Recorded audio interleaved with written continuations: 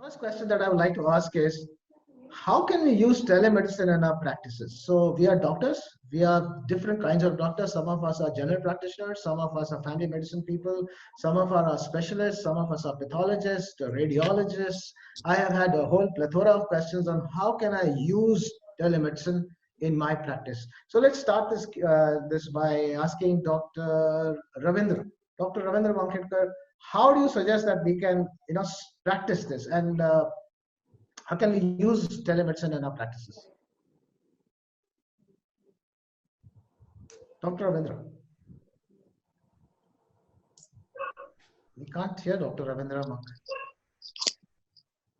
So by the time the comes on, I will ask Dr. Gulati. Could you please enlighten us on what you think is the areas that we can actually use telemedicine in our daily practice? Thanks, Dr. Shinoy. I think this telemedicine is something which we've used for donkey's years.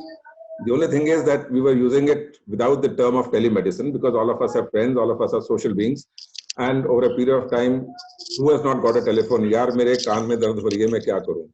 So if I look at it that way, that has been the telemedicine. But it is only now that I realize that telemedicine in the form what we were doing was actually not a practiced or an acceptable thing. It is now that the MCI, after the 25th March notification of this year, they brought in the concept of legalizing and officially making telemedicine a practical issue. So telemedicine comes into the picture that what exactly we are going to do is I can give a primary consultation, a secondary consultation, a follow-up consultation, and how I go about it would be the modalities which I think we'll be discussing over a period of time. And something like, every question that is asked, how do I give it? How do I talk to the person? What prescription I give? How do I go about prescribing or treating the patient will be, I think, what we'll be discussing over a period of time now. So what you're saying, sir, is that basically we can classify the usage of telemedicine as far as consultations are concerned into primary and then follow-up consultations. Is that correct? Yeah. So Dr. Ajay, what do you say, where can we use this telemedicine? So there is a primary consult. I understand that primary consult is the first time you are seeing a patient, right? Right. And then there is your own patient whom you are following up. True. So these are the two broad categories that Dr. Achal said. What would you say, Dr. Ajay?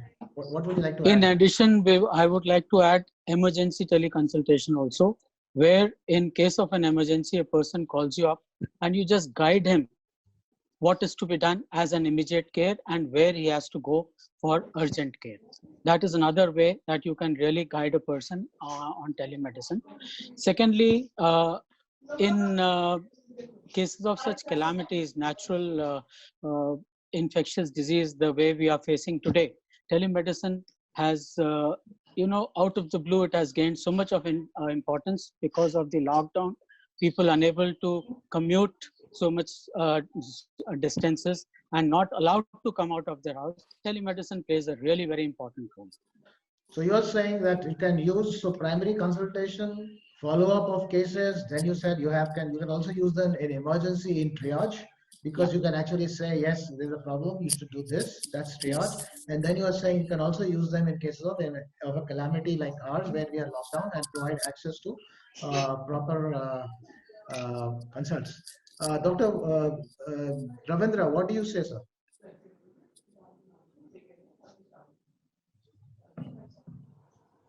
Where can we use? Dr. Ravindra, sir. Why is Dr. Ravindra muted? Is there a problem? So there's a technical issue. Sir will join us later, sir. So, Dr. Gulati, you were saying that there is so let me understand what we are saying today, and I will come to you, sir. There is this way, so when I look at how can I practice telemedicine, we say that there are different scenarios, what we call use cases. So one use case is, I have a fresh case which is coming in, then I have my own patient, and then I have emergency, and then I have a calamity. These are the four broad categories that have been brought in here. Now, I would like to go a little deeper into this. Dr. Achal, when I say primary consult, that is, I've not seen the patient earlier, it's a new patient. Therefore, I don't know the patient. What do you think about this consultation? What are the limitations that are there Because I have not seen the patient. See, when the patient approaches me for a teleconsult, that's the first thing that he has approached me. That's a very important thing when he approaches me. So he's giving a consent for me to manage him. Now, he has a problem. He tells me his history. Over here, I can elicit a history from him. I can go into a deeper questions. If he has what ways and means he has got, either he goes audio with me, or he goes on a video with me, or he goes on an audio video thing with me, WhatsApp, message. So all these are the various aspects in which he can consult with me. But having said that, once I'm taking the history, I have to look into it. With whom am I talking? I have to verify the identity of the person, and only then I proceed after taking his consent over here. Now, I'll come to consent a little later. Patient has approached me as number one, as a direct patient, or he has approached me through another caregiver or a consultant to a consultant approach. So these three are the various approaches that I may be approached for a teleconsult. So on an individual basis, once he has approached me, I only have his history at present. I have not been able to examine him. So that is one of the very drawbacks of the teleconsult at this point of time in the primary care.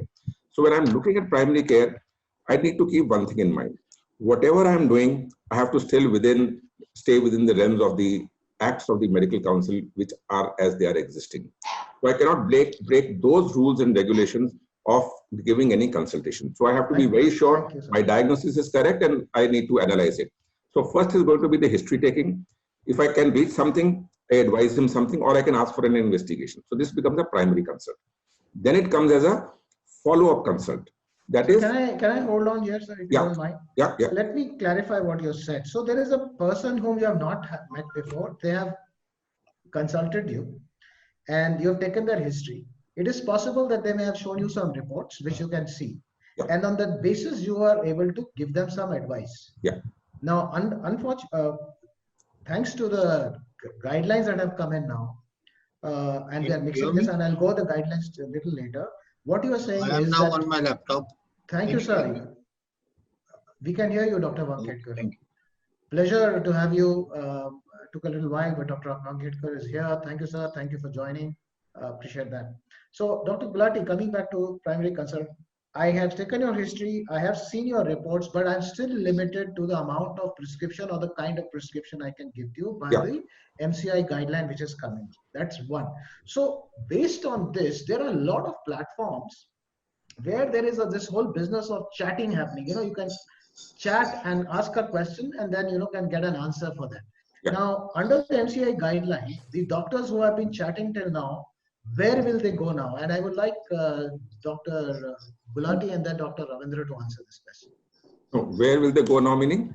Is this going to be, can they actually advise something? Because they've been advising treatments, creams, beautician, See, the responsibility of taking a decision and managing will depend upon the wisdom of the treating physician, whether it is in person or online. So this is one important thing which everyone has to keep in mind.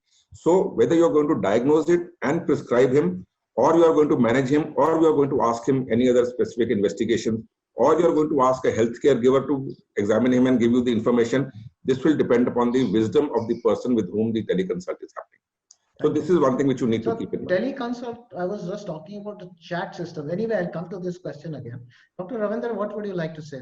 Yeah, hello everyone. I hope I am audible now. Yes, sir, you're audible. Sorry for the technical glitch.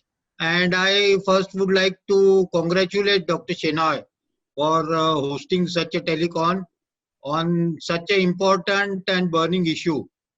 My first thought would be that worldwide now, all physicians are racing ahead to accept this technology. Though entirely agreeing to Dr. Gulati sir that we were always doing our telephonic consultations.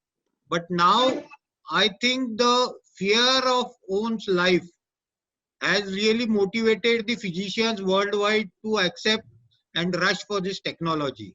And hence, in this context, we should see today's this webinar, and that is why you deserve once more to be congratulated. Thank you. Okay, so going forward, there are two broad ways that we are seeing now. There is a patient who's come in fresh, and you don't know them, and therefore you can only prescribe according to the wisdom. And there is a MCI guideline which is actually restricting you from actually writing whatever you want to. You can't write everything there. There is a restriction there. We'll come to that later. Then you have a follow-up. Now the follow-up could be of different kinds. The first follow-up, as doctor was that, let us say the patient is a chronic disease patient, and or they are post-surgical. They have gone home after surgery, and now they want to do a follow-up. Can telemedicine help in this case, Dr. Ajay? Definitely, definitely the telemedicine is of much use in such patients. Post-surgical patients, it becomes difficult for them to pay too many visits too frequently unless they have to undergo some dressings specifically to be done by the surgeon or at the same place. A person at home post-operatively can always call up his surgeon and take advice telephonically. And if he has any specific problem, he can also appear on the telephone. He can be on a video calling, show his problem. And because the surgeon has done surgery recently, he would be knowing a lot about the patient and he would be able to recognize things easily. So that would be a follow-up consultation. Definitely, Yes, it is of help. So one thing here is that you use the word telephone. I would like to get into the telephone part a little later, because we will talk to Mr. Bhola about the telephone part of this when we are talking about the legal part, because there is a Supreme Court judgment which actually limits us on the methodologies that we can use. But yes, Dr. Rajay, you were saying something that about video consultation and actually teleconsultation is a boon for people who are coming from post-op, because if you had a orthopedic surgery, you are in a plaster, you can't walk. This is the best way to actually follow up with your patient. The patient is a big problem for them to come. Now, a lot of times what happens is patient comes to you from far away, maybe even from outside the town, and you see the reports and then you just write 2-3 words, right? Continue same treatment. So that can be probably helped a lot. Next follow-up could be, there could be a situation that you have patients admitted in a hospital, your own hospital, and you are called away on a family emergency to another place, or you have gone on a conference. Can telemedicine be utilized to continue to supervise treatment for your own patients which are admitted in hospital? Dr. Gulati, would you like to say something? Yes, I think for advice, yes. But keep one thing in mind. A person in India cannot teleconsult outside India. He has to be within the realms. A person from outside, who's a national from outside, may not be able to teleconsult for India because we are governed by the Acts of Registration in the Medical Council. But otherwise, as far as the advice is concerned, there is no harm if I've been managing a patient and he's coming for a repeat consult with me or a follow-up, and I'm out of town, I can easily teleconsult with him without a problem. So great. So one scenario was primary consult, then was follow-up. Within follow-up, we realize there are a lot of things that we can do. In follow-up, one is the patient has gone home and he can consult from there after surgery or if he is having chronic diseases. Second scenario was patient is admitted, you are in another city within India, and you can actually follow up with your patients. A lot of problems, doctors have this, that they are traveling, and they have patients admitted, and they would like to do a consult with them. So you can actually do that. That's what Dr. Gulati said. How about the fact that patient is admitted in the hospital, and you are at home, and there is an emergency, you're not able to come? Can you provide a consult for an emergency or a on-call while you are at home and patient is admitted? Dr. Bedi, what would you like to say to that? You're asking me? Yes, yeah. Doctor. Yes. Shenoy, I don't know the legal aspect of it. I would really like to know. Yeah, I would really like to know. But a patient in emergency being managed by telemedicine, maybe if you have very competent RMPs there who are caring for the patient at the same time when you are trying to manage, I think it only makes sense then. Even with a healthcare worker, I don't think an emergency should be managed on by telemedicine if you are at home due to any reason, I would say. So, word of caution, yes, you can manage your patient provided they are being looked after in the hospital by another doctor. So that's excellent. Thank you very much. That's another case that you can use it for, because there have been a lot of people asking us this question: how can I use it? How can I use it? So now we have created so many uses of how you can use it. Primary, you can do triage. Yes, I'm coming there, said Dr. Ravindra. Then you can use it for follow-up. In follow-up, there are different things you can do. Then, yes, Dr. Ravindra, what would you like to say? So, we can use it for multiple purposes, not only for primary consult, but for follow-up in dire emergencies. But one always has to remember that this can't be a substitute for actually seeing the patient whenever it is possible. Telemedicine should be exclusively reserved when the physical conditions are such that directly you can't see a patient in whatever reason may be. Correct. So I can see a lot of use cases for telemedicine that we have created. I can share one from my own example, that there was this interesting company which had ECG machine which they had put on a tele ECG, and they would send it to rural areas, and you can upload the ECG from there. And the doctors, sitting in a cardiac center in a town, would actually read those ECGs and provide treatment, or actually say that this ECG is abnormal, come over to us and we will help you out. So triage is a very important part.